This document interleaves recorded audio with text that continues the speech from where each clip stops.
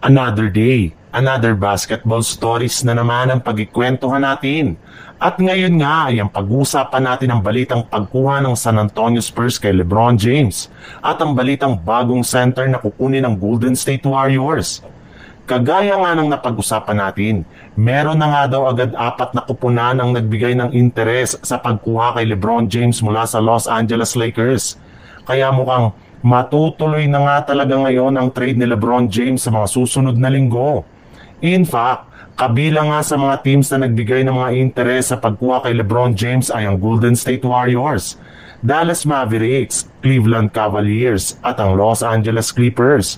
Pero bukod nga sa 4 na kupunan na ito ay may iba pa nga na posible na kumuha sa kanya kagaya na lang ng San Antonio Spurs na nangangailangan ngayon ng isang legit na superstar na nakakatulong kay Victor Wembanyama.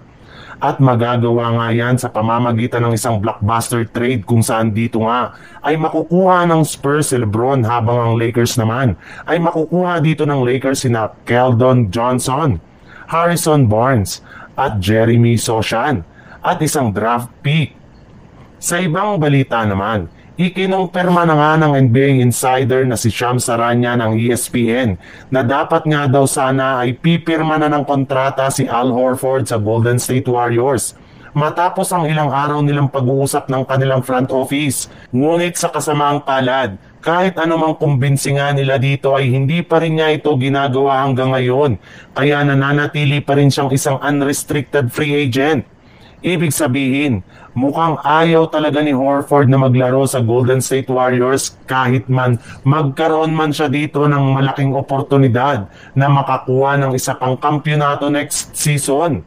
Kaya no choice na talaga ngayon ng Warriors kundi maghanap ng bagong center na ipangpapalit nila kay Al Horford. And since nga nagkakaubusan na ng magagaling na big man sa free agency ng mga dagdaan, ay nahihirapan nga sila dito na makakuha ng batang sentro.